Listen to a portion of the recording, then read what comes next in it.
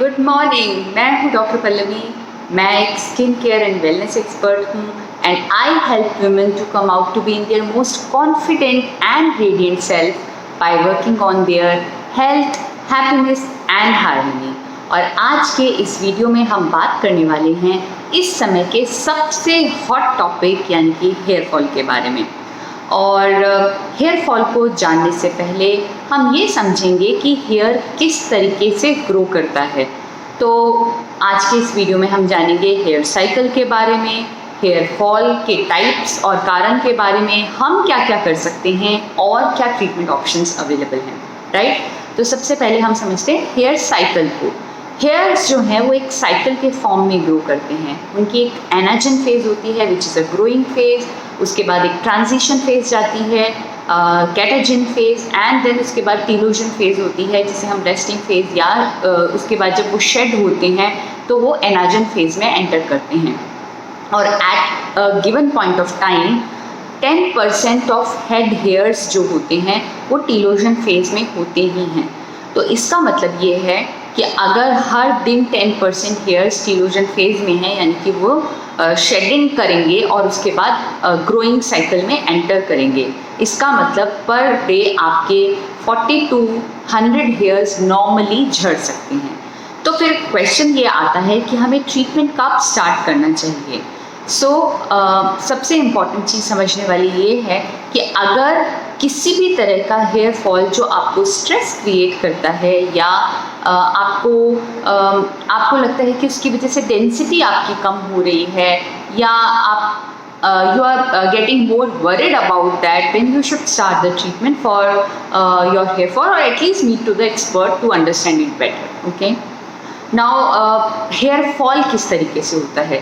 वैसे तो बहुत सारे पैटर्न्स होते हैं हेयर फॉल के, लेकिन 2 मोस्ट इम्पॉर्टेंट जो फीमेल्स में होते हैं उसमें वन इज टीलोजन इफ्लूवियम जो कि मोर ऑफ स्ट्रेस रिलेटेड होता है, और दूसरा होता है फीमेल पैटर्न हेयर लॉस जो कि मोर ऑफ आपके हार्मोन जेनेटिक्स रिलेटेड होता है। सबसे पहला जो काफ़ी कॉमन है और किसी भी स्ट्रेस के बाद 2 से 3 महीने के बाद देखा जाता है।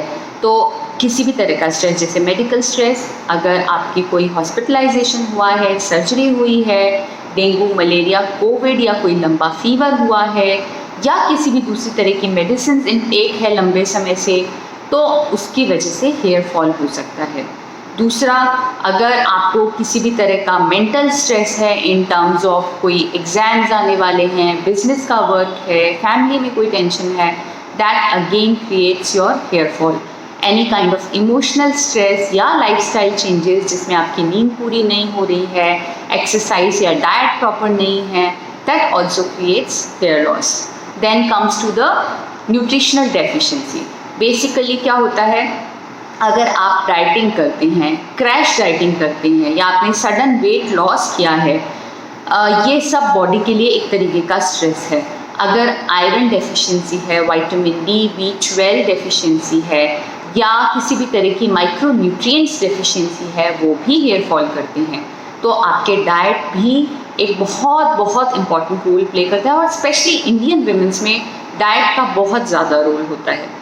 देन अगर आपको किसी भी तरह का फिजिकल स्ट्रेस है इन टर्म्स ऑफ ज़्यादा हीट है, ज़्यादा सन एक्सपोजर है या ज़्यादा केमिकल ट्रीटमेंट किया है, आप बहुत ज़्यादा स्ट्रेटनिंग, कर्लिंग, केराटिनाइजेशन या पमिंग वगैरह करवाते हैं या आपने रिसेंटली करवाया है, तो उसके 2 से 3 महीने बाद आपको बाल झड़ते हुए दिखाई देते हैं।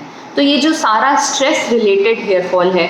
और वन मोर पैटर्न इज जो कि पोस्ट प्रेगनेंसी देखने को मिलता है, जिसमें भी आपकी क्या होता है कि एनाजन फेज पहले बढ़ जाती है और फिर सडनली सारे बाल एक साथ टीलोजन फेज में जाते हैं। तो आपने देखा होगा पोस्ट प्रेगनेंसी हेयर फॉल होता है जिसमें 4 से 6 महीने बाद आपको हेयर फॉल दिखाई देता है, और इसमें हमने एक वीडियो भी बनाया हुआ है जिसे आप देख सकते हैं। सो ये जो सारी कंडीशन है जो स्ट्रेस रिलेटेड होती हैं, इसमें आपको सडन हेयर फॉल देखने को मिलता है। आपको लगेगा आपके हाथ में बाल ज़्यादा निकल रहे हैं या बीच में से ब्रेक हो रहे हैं या स्ट्रैंड्स ज़्यादा निकल रहे हैं, कंघे में बाल ज़्यादा आ रहे हैं, कॉम्ब के अंदर में, बाथरूम्स में या पिलो पे आपको बाल ज़्यादा देखने को मिलते हैं। तो बेसिकली हेयर शेडिंग बढ़ जाती है। दूसरे तरह का हेयर फॉल वो हेयर फॉल होता है जिसके अंदर आपको बाल झड़ते तो नहीं दिखाई देते, लेकिन आपको लगता है बालों की डेंसिटी कम हो गई है, बालों का बाउंसीनेस कम हो गया है, आपकी पोनी टेल की जो थिकनेस है वो कम हो गई है। तो ये सारे जो कारण होते हैं ये बेसिकली मोस्टली आपके जेनेटिक्स रिलेटेड होते हैं और हॉर्मोन्स रिलेटेड होते हैं।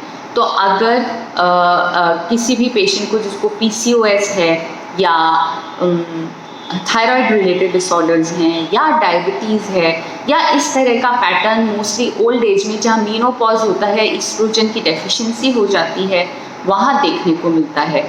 और ये आपके जेनेटिक्स से भी काफ़ी डिसाइड होता है, क्योंकि आपके जीन एक्सप्रेशंस किस तरीके से हैं उससे ये चीज़ डिसाइड होती है। ये दोनों जो पैटर्न हैं इसी में जब जिसे हम कहते हैं या तो टीलोजन इफ्लूवियम या फिर आपका hormone related female pattern hair loss, इसके अलावा भी देयर आर मल्टीपल कॉजेज़, जिसमें एलोपेशिया एरियाटा आता है, जिसमें एक पार्ट से पूरा बाल निकल जाता है और कॉइन लाइक शेप में बिल्कुल क्लियर स्कैल्प दिखने लग जाता है। ये कंडीशन केवल स्कैल्प में ही नहीं होती, बाकी बॉडी के आईब्रोज पे या मेल्स में बियर्ड पे भी देखने को मिल सकती है। तो ये मोर ऑफ क्लिनिकल डायग्नोसिस से पता पड़ता है।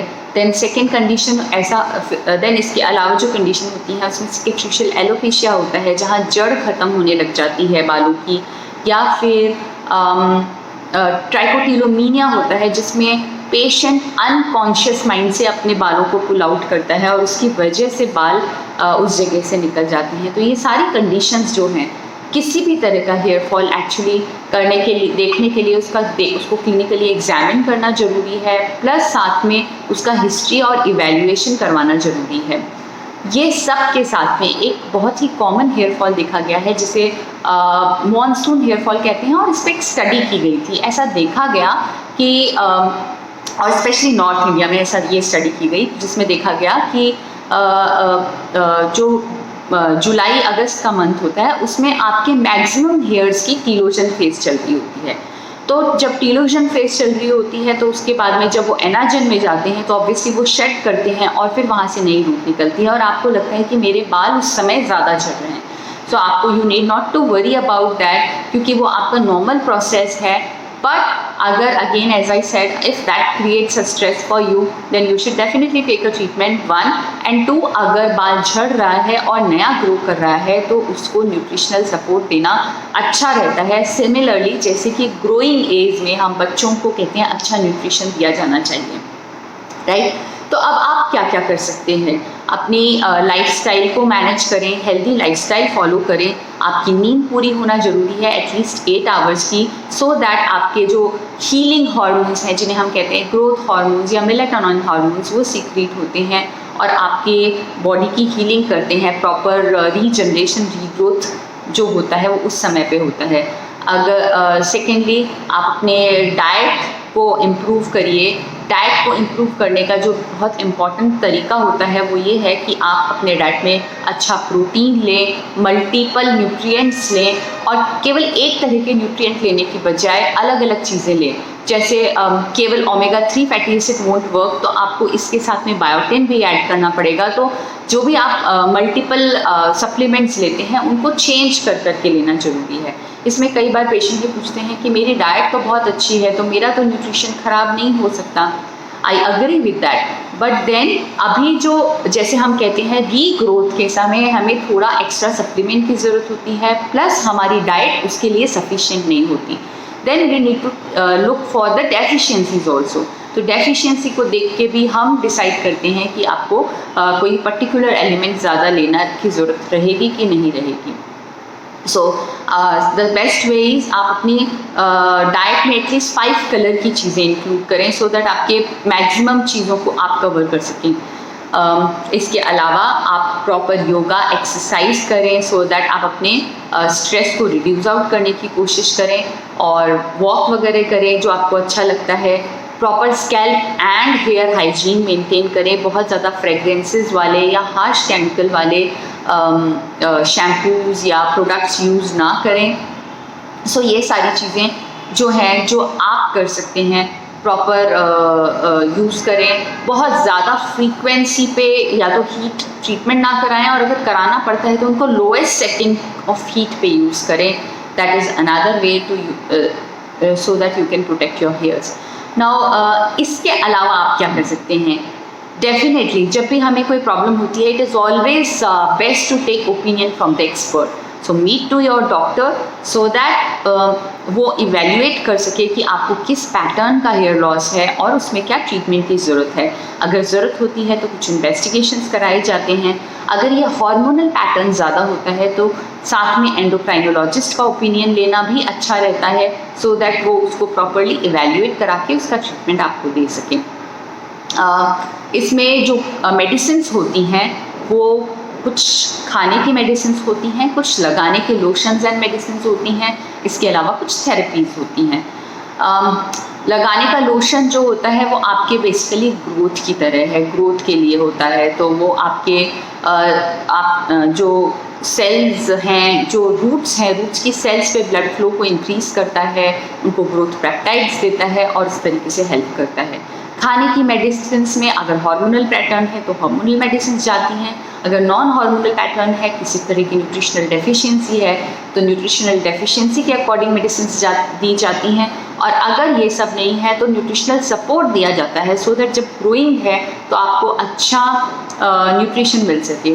कई बार पेशेंट ये पूछते हैं कि हमें सिर्फ एक चीज़ दे दीजिए या एक शैम्पू दे दीजिए, हमें खाने की मेडिसिन नहीं खानी है।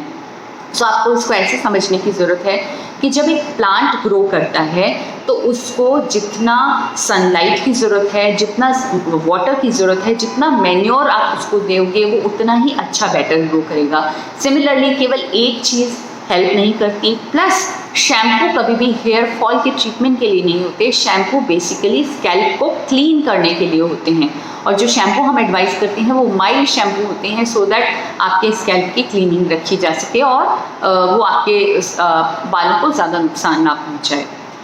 जब हम ये स्टार्ट कर देते हैं उसके बाद में भी आप कुछ तरह की थेरेपीज़ ले सकते हैं, जैसे कि PRP थेरेपी जिसका आजकल बहुत प्रचलन है, या मीज़ोथेरेपी या low level laser light therapy. Mesotherapy में हम बाहर से कुछ ग्रोथ न्यूट्रिएंट्स को इंजेक्ट करते हैं। PRP थेरेपी में आपका ब्लड लेके उससे प्लाज्मा और ग्रोथ फैक्टर्स एंड प्लेटलेट्स निकाली जाती हैं, वो इंजेक्ट की जाती हैं। और लो लेवल लाइट थेरेपी में कुछ हेलमेट्स होते हैं जो लो लाइट देते हैं वहाँ पे और ग्रोथ को बूस्टअप करते हैं। ये सब थेरेपीज़ अच्छी हैं, सबके रिजल्ट्स अपने आप हर पेशेंट में वेरी कर सकते हैं। कुछ पेशेंट्स सोचते हैं या देखते हैं कि मेरे फ्रेंड को एक तरह की थेरेपी से बहुत अच्छा रिजल्ट आया या इस मेडिसिन से बहुत अच्छा रिजल्ट आया, इसलिए मैं यही मेडिसिन लेना चाहती हूँ या यही थेरेपी कराना चाहती हूँ। सो यहाँ पे अगेन हमें समझने की बात है कि हर पेशेंट की अंडरलाइन कंडीशन अलग अलग होती है, प्लस उस मेडिसिन को लेने के बाद उसका रिस्पॉन्स अलग अलग हो सकता है, क्योंकि वो किस तरीके से आपकी कंडीशंस क्या हैं और कैसे रिस्पॉन्ड करेगी आपकी बॉडी, वो भी डिफरेंट होता है। तो ऐसा ज़रूरी नहीं है कि अगर आपके फ्रेंड को किसी एक चीज़ से बहुत अच्छा रिजल्ट आया है तो आपको एग्जैक्टली वैसा ही अच्छा रिजल्ट आएगा। इसका ये मतलब नहीं कि अच्छा रिजल्ट नहीं आएगा, बट वैसा का वैसा आएगा, वैसा समझने की बात, वैसा नहीं ज़रूरी नहीं है कि होगा। सो इसलिए सबके रिजल्ट्स अलग हो सकते हैं, सबका ट्रीटमेंट अलग हो सकता है, किसी को तो ये चीज़ इवैल्यूएट करने की ज़रूरत है। कुछ लोग ये भी पूछते हैं कि क्या हम हेयर ट्रांसप्लांट करा लें।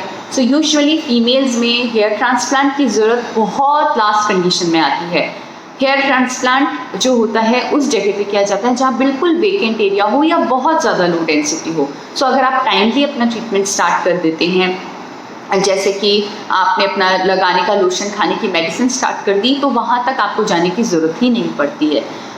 और फिर भी अगर कुछ कंडीशंस में जहाँ ज़रूरत पड़ती है तो that is again decided by your expert. So that is all about your hair fall related things. अगर आपको ये वीडियो इन्फॉर्मेटिव लगता है तो you can like this video. अगर आपको लगता है कि इस तरह की इन्फॉर्मेशन आप और लेना चाहेंगे तो you can subscribe my channel. और अगर आपको लगता है आपके किसी फ्रेंड रिलेटिव को इस वीडियो की ज़रूरत है या समझने की ज़रूरत है तो kindly share this video with your friends, relatives and known people. Thank you very much, take care, bye.